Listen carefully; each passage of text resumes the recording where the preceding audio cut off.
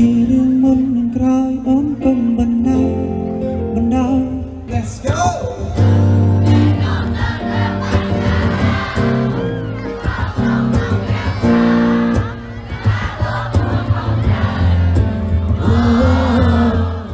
ពេលបានឃើញសកម្មភាពនៅក្នុងវីដេអូនេះមានអារម្មណ៍ថាពេលវេលាដ៏មានន័យមួយថ្ងៃពិតជាលឿនមែនបងប្អូនណាខ្លះដែលបានចូលរួមកម្មវិធីមួយនេះគឺកម្មវិធី1ម៉ោងសម្រាប់ភពផែនដីដែលសហការរៀបចំដោយក្រសួងអង្គការស្ថាប័នជាច្រើនមានអង្គការ WWF ជាដើមនិងរដ្ឋបាលខេត្តស្ទឹងត្រែងព្រមទាំងរដ្ឋបាលខេត្តក្រចេះផងដែរពេលបានស្ដាប់បទរំដួលក្រចេះរូបខ្ញុំស្ទើរប្រែរលែងរលួយចិនដាកម្មវិធីនេះរៀបចំតាំងពីម៉ោង 5 កន្លះព្រឹករហូតដល់ម៉ោង 8 កន្លះយប់នៅថ្ងៃទី22 ខែមីនា ឆ្នាំ 2025 នៅបរិវេណសួនច្បារវិមានឯករាជ្យខេត្តក្រចេះដែលមានរបៀបវារៈជាច្រើន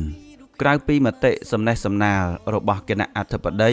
និងការបង្ហាញពីគោលបំណងនៃកម្មវិធីក៏មានកម្មវិធីផ្សេងទៀតជាច្រើនដូចជាការរត់ប្រណាំង 4 គីឡូម៉ែត្រក្រោមប្រធានបទចូលរួមរត់ទាំងអស់គ្នាដើម្បីអនាគតបៃតងនិងការពារធម្មជាតិថ្ងៃនេះការតាំងពិព័រណ៍ផលិតផលសំណួរចម្លើយយករង្វាន់ការកំសាន្តជាមួយតារាកិត្តិយសការទស្សនារបាំក្រឡាននិងការធ្វើសមាធិបែបព្រះពុទ្ធសាសនាជាដើមត្បិតតែកម្មវិធីនេះមានរយៈកាលមួយថ្ងៃពេញតែឃើញថាមានបងប្អូនចូលរួមច្រើនហើយជាការចូលរួមដ៏មានន័យនិងជាការចូលរួមដែលទទួលបានគ្រប់រសជាតិតែម្ដងមានទាំងចំណេះដឹងកីឡានិងការកម្សាន្តកម្មវិធីនេះធ្វើឡើងក្នុងគោលបំណងដូចជាដើម្បីលើកកម្ពស់ការយល់ដឹងជាសាធារណៈឲ្យកាន់តែច្រើនអំពីសារៈសំខាន់នៃសកម្មភាពវិជ្ជមានដែលមនុស្សអាចធ្វើរួមគ្នាដើម្បីការពារភពផែនដីរបស់យើងដើម្បីលើកទឹកចិត្តដល់សកម្មភាពរួមគ្នានិងទាក់ទាញសាធារណជនឲ្យស្រឡាញ់បរិស្ថានជុំវិញខ្លួននិងបង្ហាញពីការបដិញ្ញាចិត្តរបស់ពួកគេ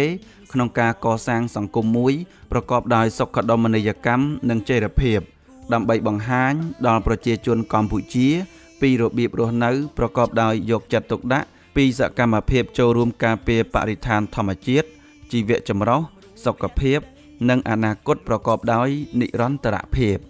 សរុបមកតើបងប្អូនណាខ្លះបានចូលរួមនៅក្នុងកម្មវិធីនេះមានអ្វីចង់លើកឡើងសូមសរសេរដាក់នៅខាងក្រោមវីដេអូនេះចុះសូមអរព្រះគុណនិងសូមអរគុណណាស់សម្រាប់ការទស្សនានៅវីដេអូនេះអូនអើយកុំព្រួយបងមិនសាវ៉ា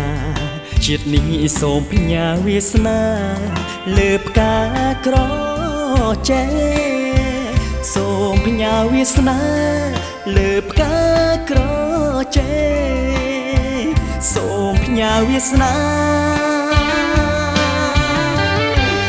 លើផ្កាក្រចេះ